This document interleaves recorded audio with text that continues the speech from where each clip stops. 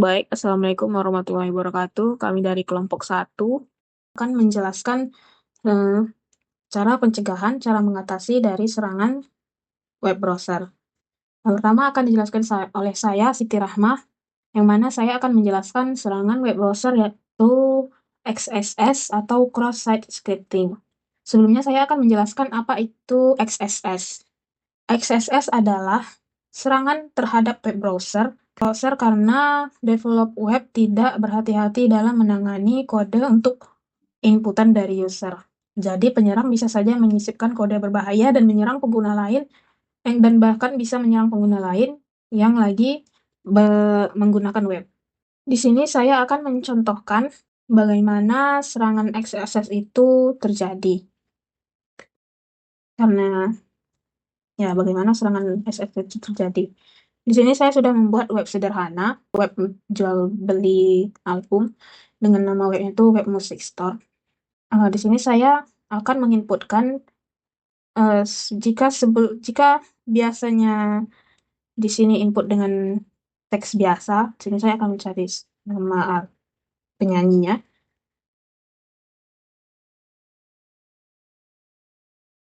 Nah, otomatis akan memilih penyanyi yang sudah ingin kita cari, yang kita cari tadi. Namun apabila jika kita menginputkan kode HTML, kode HTML seperti ini, kode untuk underline kata.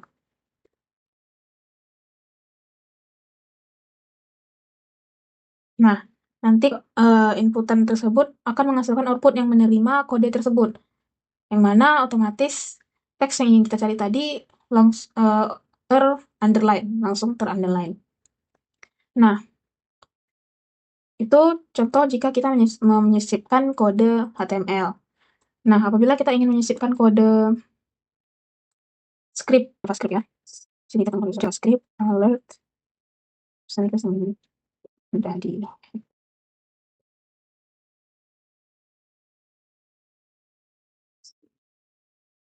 Nah, ini tidak menginputkan apa-apa, kan harusnya menampilkan alert nih. Namun di sini tidak menerima input apapun karena protection browser dari Microsoft Edge yang saya gunakan ini tidak dapat mengeksekusi sisipan kode ini. Namun ada script alert yang tidak masuk ke kategori protection dari Microsoft Edge. Di sini sudah saya tulis, yaitu alert image X on alert, dengan alertnya kita ubah coba ya. Ubah menjadi, kita cari. Nah, akan memunculkan alert dari script yang kita masukkan tadi bahwa web ini sudah terkena serangan XSS sederhana ya. Cara mencegahnya, Anda bisa memasukkan atau memberikan kode security di script webnya, JavaScript web, dengan mengganti inner HTML dengan teks konteks untuk menonaktifkan eksekusi kode HTML atau JavaScript. Nah, ini contohnya itu memasukkan, nah di sini kan ada nih inner HTML, kan sebelumnya itu kodenya itu let net vulnerable comments. Sebelumnya itu kodenya itu bisa menerima eksekusi kode HTML. Nah, jika kita ubah dengan ini, menghapus let vulnerable-nya dan mengosongkan kontainer, text content, comment text, dan si teks tadi, yang ini sebelumnya nggak ada ya di sini. Terus kita ubah jadi ini. Nah, kita ganti jadi ini ya. Jadi sebelumnya itu let vulnerables. Ini comment dokumen ke elemen. Boleh itu ini ada isi menerima semua eksekusi, boleh kode HTML, kode JavaScript itu bakal dieksekusi. Namun jika kita beri kode securities dengan mengganti HTML dengan menjadi text konteks, sedangkan bentuk web browser yang sudah aman dari XSS itu akan saya berikan contoh di inputan komentar. Jadi contohnya itu yang sudah aman, di sini saya akan masukkan nama, terus komentarnya di sini saya akan masukkan script image seperti ini. Nah, setelah dikirim, akan memasukkan komentar berupa ini dianggap hanya seperti teks biasa, bukan script ataupun HTML. Nah, jadi ini cara pencegahan dan cara mengatasinya, yaitu memasukkan kode security ke JavaScript,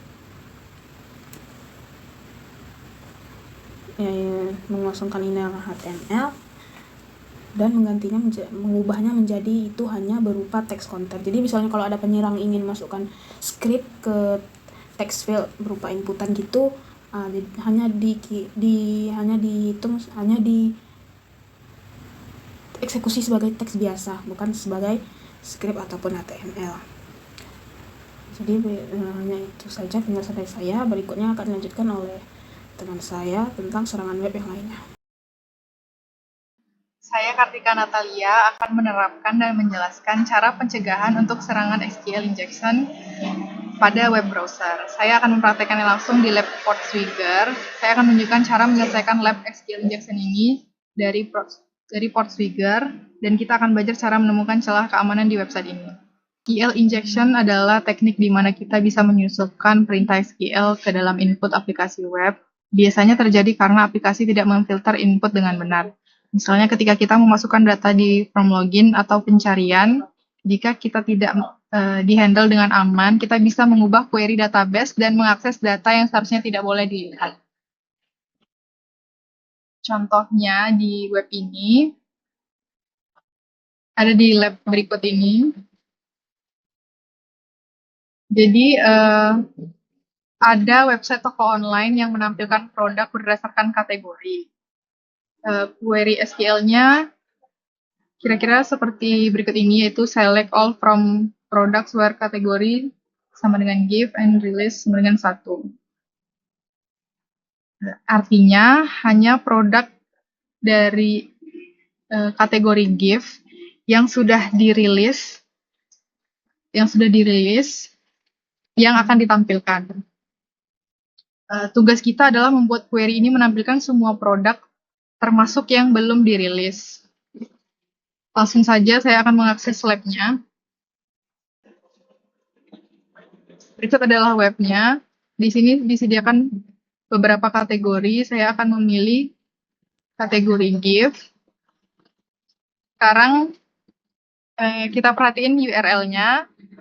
Di sini yaitu kategori sama dengan give. Artinya aplikasi web browser ini mengirim parameter kategori ke server. Sekarang saya akan memodifikasi URL-nya, saya tambahkan tanda kutip untuk menutup string kategori, lalu kita tambahkan or 1 sama dengan 1.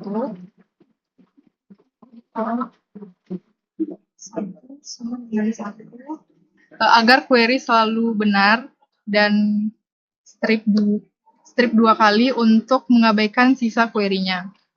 Jadi URL-nya seperti berikut ini. Ketika saya klik enter, ya, semua produknya muncul termasuk yang belum dirilis. Di sini dapat dilihat kalau labnya sold. Kenapa semua produknya muncul? Karena query SQL-nya berubah menjadi select all from products where kategori sama dengan give, or 1 sama dengan 1 strip and release sama dengan 1. Bagian and release sama dengan 1-nya diabaikan karena ada strip ini tadi. Dan or 1 sama dengan 1 ini membuat semua data dikembalikan. Lalu bagaimana cara pencegahannya? Pertama, gunakan parameter queries atau prepare statement. Jadi input user dipisahkan dari query SQL sehingga tidak bisa mengubah struktur query. Yang kedua, selalu validasi input. Misalnya jika kolom hanya butuh angka, pastikan inputnya angka. Ketiga, batasi hak akses database. Jangan berikan akses admin ke aplikasi web. Dan yang terakhir, jangan tampilkan error database ke user karena bisa memberikan petunjuk untuk serangan. Jadi itulah cara kerja SQL injection dan bagaimana cara mencegahnya. Sekian dari saya, terima kasih. Baiklah, di sini saya akan menjelaskan mengenai file upload. File upload adalah proses mengirim atau mengunggah file dari perangkat pengguna atau klien ke server melalui aplikasi web. Fitur ini sering digunakan dalam formulir online seperti saat pengguna mengirim foto, dokumen, atau file lainnya ke suatu situs web. Di sini saya mencoba di VWA File Upload Low Level. Kemudian pada halaman ini, kita akan mencoba memasukkan file exploit.php yang nanti jika berhasil diupload, maka akan menampilkan info dari sistem tersebut. Kemudian setelah berhasil, maka akan tampil direktori yang menunjukkan bahwa file berhasil diupload. Kemudian tinggal di-copy dan dibuka ke halaman baru, dan akan menampilkan info dari sistem sesuai dengan file yang kita upload tadi.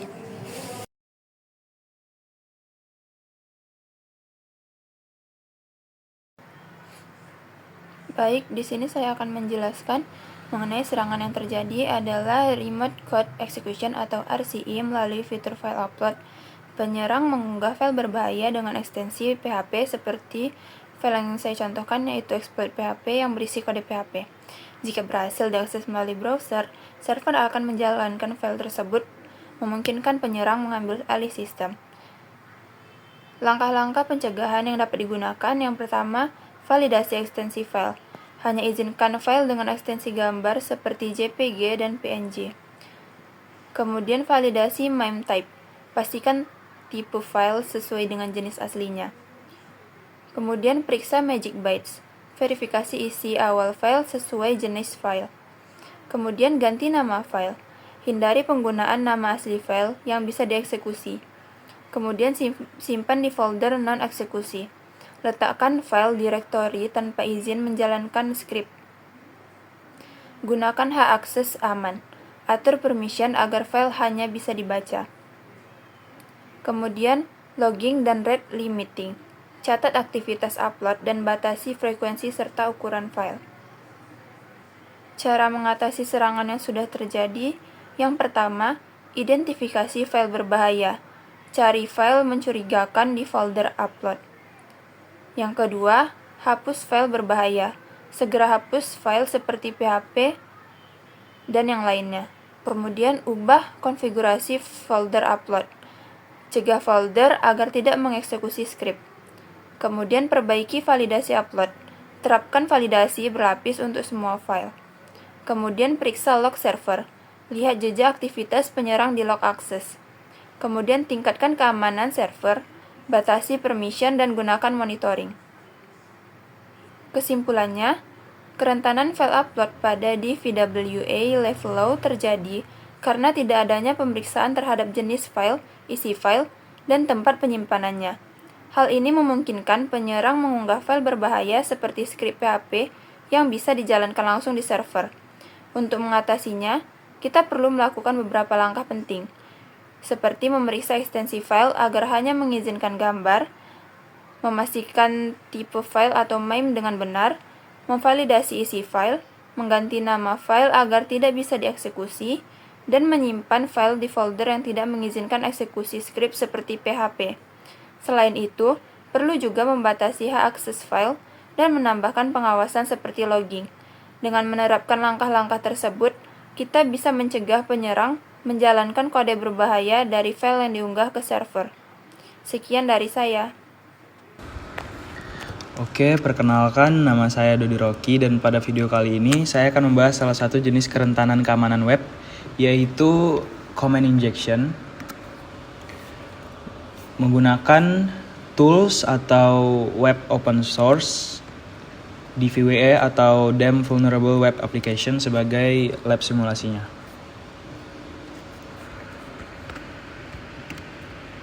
Untuk security levelnya di sini saya mencoba yang low.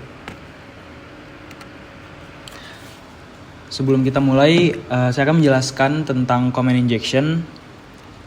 Command injection ini merupakan jenis serangan di mana penyerang dapat menjalankan perintah sistem operasi atau OS langsung melalui aplikasi webnya. Contoh-contoh perintah sistem operasi itu bisa kalau misalnya di Linux tuh ada ls atau list untuk menampilkan list-list dari direktori yang ada pada sistem. Kalau di Windows itu ada dir, ada juga cat file di Linux untuk melihat isi dari file. Serangan ini tuh bisa terjadi karena input dari pengguna dikirim ke sistem shell atau command line itu tanpa validasi yang benar.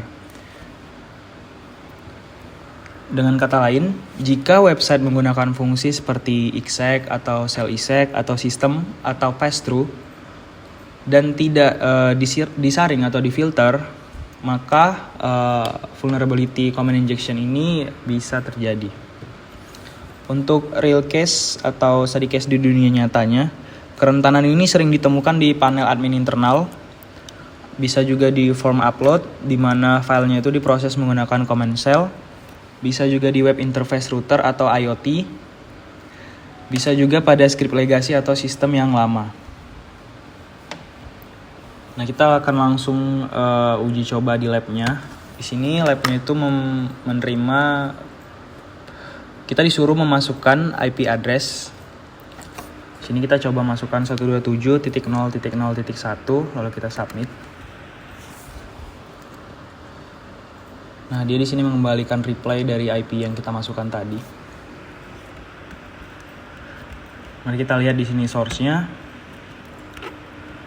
Nah, source-nya di sini menggunakan method post untuk submit-nya. Lalu dia merequest IP. Nah, di sini dia menggunakan fungsi shell exec yang tidak difilter. Oleh karena itu, memungkinkan kita untuk memasukkan perintah sistem operasi yang sudah saya sebutkan tadi. Untuk cara kerjanya, mungkin di sini saya bisa memperlihatkan pada Linux. Di sini saya menggunakan Parrot OS. Kita coba melakukan hal yang sama. Kita ping ke IP 127.0.0.1. Di sini dia mengembalikan reply dari IP-nya tadi. Namun, jika kita menyisipkan perintah ls, di mana di sini untuk melihat isi direktorinya, selain memberikan reply dari pingnya, dia juga memberikan list dari direktori yang ada pada sistem Linux yang saya miliki. Kita bisa melakukan hal yang sama di lab kali ini. Karena tidak ada filtering untuk Windows, karena saya menggunakan Windows di sini, kita bisa melakukan dengan command seperti ini, dir, untuk membuka direktori pada Windows. Kita submit. Maka bukan hanya reply dari IP-nya, tapi dia juga mengembalikan direktorinya. Sini ada index.php. Mengapa ini cukup berbahaya? Karena untuk di Linux sendiri kita bisa menggunakan perintah cat file untuk membuka isi dari direktorinya. Jadi kita bisa membuka direktori yang ada pada web ini untuk melihat isinya gitu. Bahkan kita bisa mengklon websitenya jika tidak difilter. Di sini saya sudah memberikan perbandingan. Ini dari kode dari website tadi yang tidak ada filternya, dan di sini saya sudah memperbaiki. Pertama saya menambahkan filter validate IP. Jadi dia hanya menerima inputan berupa IP address, bisa IPv4 ataupun IPv6. Lalu dia memberikan escape argumen untuk shell, yaitu ini escape shell arg.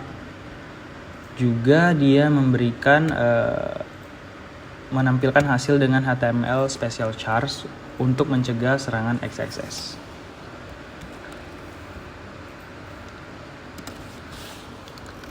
Sekian dari saya, terima kasih.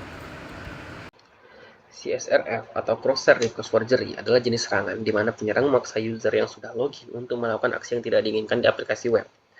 Nah, sekarang mari kita praktek langsung menggunakan DVWA. DVWA adalah aplikasi web yang sengaja dibuat untuk pembelajaran keamanan. yang mana web ini sudah ada beberapa kerentanan web yang umum terjadi. Dan juga dalam web ini ada tingkatan keamanannya yang dapat digunakan untuk mempelajari lebih dalam mengenai kerentanan tersebut dan bagaimana cara mencegahnya. Gitu.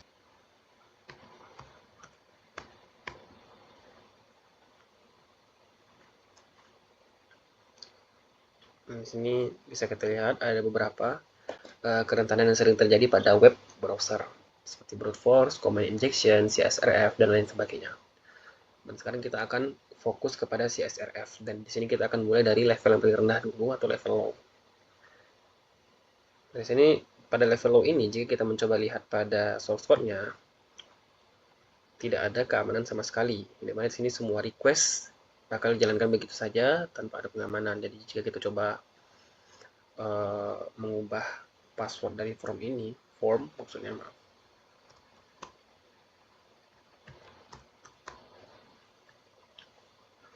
maka URL-nya akan memunculkan seperti ini. Dan jika kita mencoba mengubah password yang menggunakan URL ini,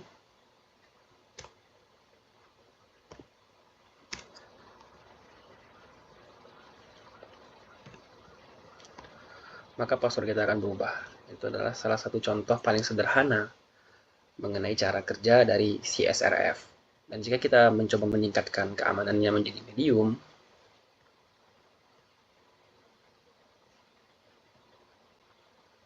untuk formnya masih terlihat sama, cuman jika kita melihat ke source code-nya, nah di sini ada tambahan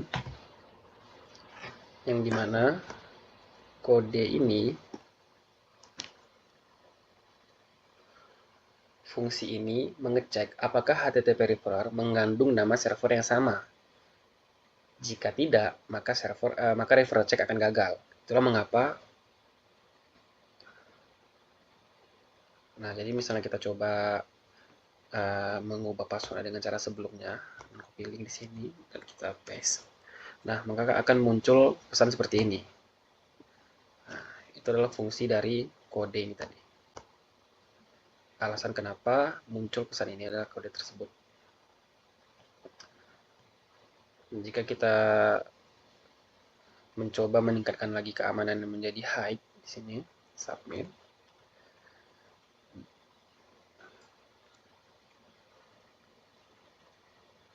Perlindungannya akan jauh menjadi lebih kuat. Jadi jika kita mencoba buka menu inspect elemen di sini, kita lihat di sini.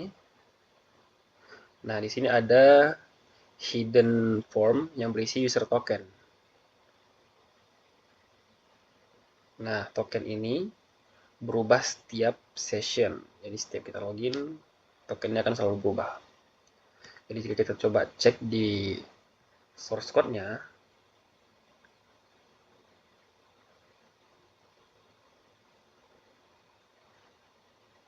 nah, di sini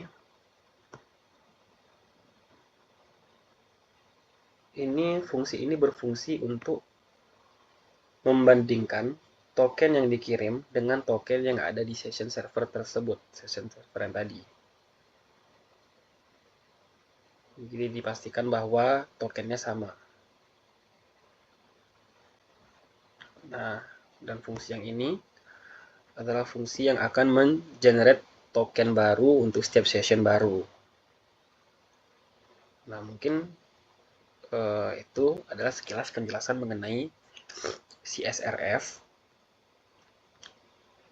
CSRF ini adalah serangan yang terlihat sangat sederhana, namun sebenarnya sangat berbahaya.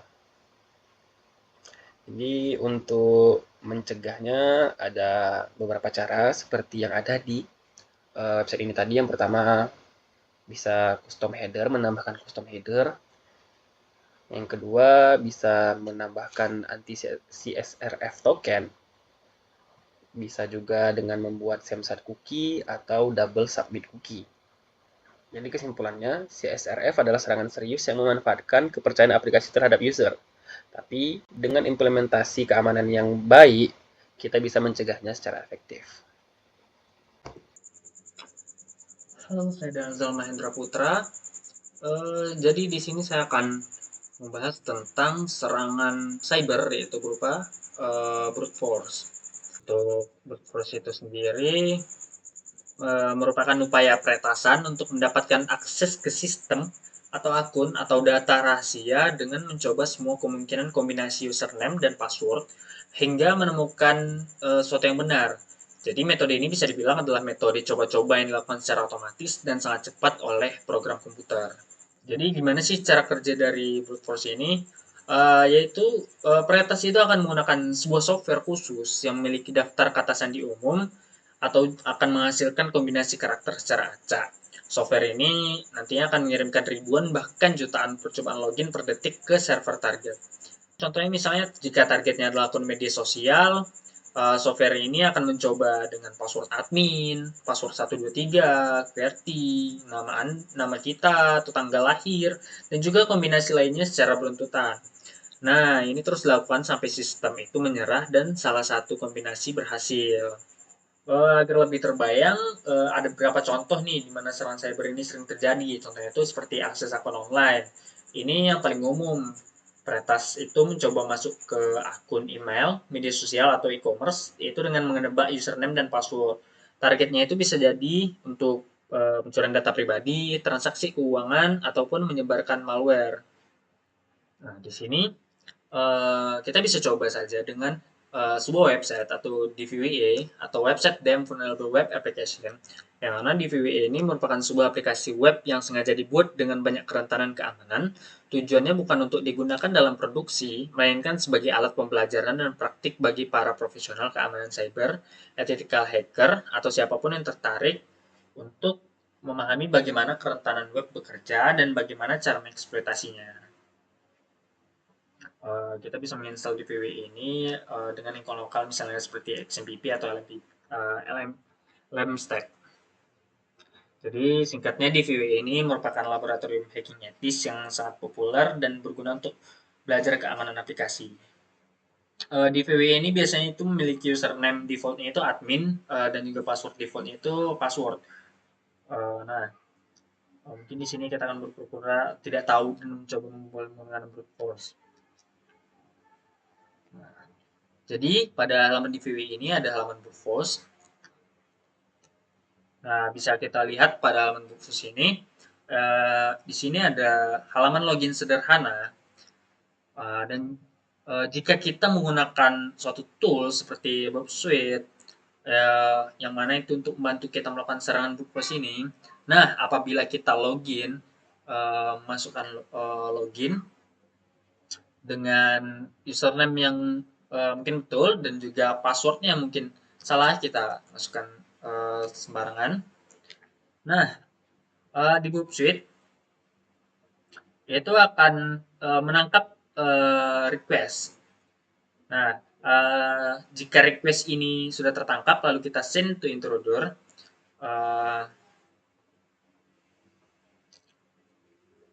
maka pada tab intrudernya pada bagian position kita akan bersihkan semua penanda otomatis dan hanya menandai bagian password. Di tab payloads-nya itu kita bisa milih simple list dan juga masukkan daftar password yang kita ingin coba. Lalu kita bisa melakukan serangan dan brute force akan mengirimkan setiap password dari daftar kita secara otomatis. Lalu untuk serangan brute force ini sendiri, bagaimana di website DVWA ini sendiri itu menangani ini di tingkat keamanan yang lebih tinggi. Nah, jadi di sini untuk level security di DVWA itu sendiri itu bisa kita atur. Itu mulai dari security level low, medium, high, dan juga impossible. Nah, untuk di tingkat low, mungkin itu untuk serangan brute force ini sangat rentan terjadi pada DVWA ini. Namun jika kita mengubah level security-nya itu ke tingkat medium, DVWA ini akan mengimplementasikan mekanisme delay, yang mana artinya setelah setiap percobaan login yang gagal, sistem itu akan menunggu beberapa detik sebelum memproses percobaan berikutnya. Tentu hal ini sangat memperlambat serangan brute force. Peretas juga akan membutuhkan waktu jauh lebih lama untuk mencoba semua kombinasi password. Dan di tingkat high, DVWA ini akan menambahkan token anti-CSRF atau Cross-Site Request Forgery, atau juga sering kita sebut sebagai CAPTCHA atau rate limiting yang lebih ketat. Nah, untuk level high itu sekarang setiap request login itu sekarang memerlukan token unik yang berubah-ubah.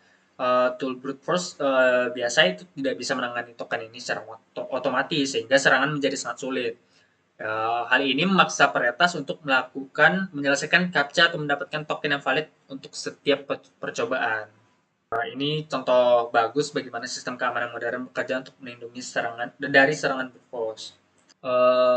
Setelah kita bahas serangan brute force tadi, bagaimana sih kita dari demo tersebut kita untuk melindungi diri kita sendiri, untuk menghindari serangan brute force itu sendiri, kita dapat melakukan beberapa langkah, yaitu seperti menggunakan kata sandi yang kuat dan juga unik. Kata sandi ini merupakan fondasi utama. Kita jangan gunakan password yang mudah ditebak, dan gunakanlah kombinasi panjang huruf besar, huruf kecil, angka, dan juga simbol. Dan juga sebisa mungkin kita harus menghindari menggunakan password yang sama untuk banyak akun. Lalu kita bisa mengaktifkan autentikasi 2 faktor atau 2FA, yang mana ini merupakan lapisan keamanan terpenting kedua. Meskipun password itu berhasil ditebak, peretas juga masih memerlukan kode dari ponsel ataupun email. Kita bisa mengaktifkan ini dimanapun yang tersedia. Dan juga kita bisa melakukan pembatasan percobaan login atau rate limiting. Fitur ini sering ada di sisi server. Jika kita merupakan pengembang web, pastikanlah implementasikan ini. Batasi jumlah login gagal dalam waktu tertentu untuk mencegah brute force. Lalu kita bisa melakukan penggunaan CAPTCHA atau reCAPTCHA. Ini bisa sangat efektif mencegah bot melakukan serangan brute force otomatis. Lalu mewaspadai serangan dictionary. Jangan hanya menggunakan password acak, pastikan password Anda itu tidak ada di daftar password umum yang digunakan dalam dictionary attack. Juga kita harus melakukan pembaruan rutin. Pastikan semua software, plugin, dan juga sistem operasi itu selalu diperbarui. Pembaruan seringkali menyertakan patch keamanan untuk celah yang mungkin bisa dieksploitasi. Nah, melihat serangan brute force langsung di DVA, itu memberikan kita pemahaman yang lebih tentang bahayanya. Namun dengan langkah-langkah pencegahan yang lebih tepat, kita bisa membuat akun kita jauh lebih aman. Keamanan cyber bukan hanya tentang teknologi, tapi juga tentang kebiasaan kita. Demikianlah penjelasan tentang bagaimana keamanan cyber itu, bagaimana kejahatan cyber itu dilakukan, dan bagaimana keamanan cyber itu dapat membantu kita dalam segala hal dalam mengamankan.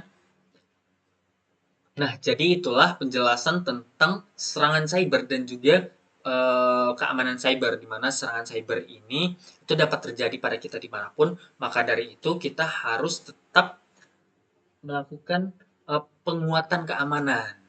Nah, sekianlah dari kelompok 1. Saya adalah mewakili teman-teman saya yang lainnya.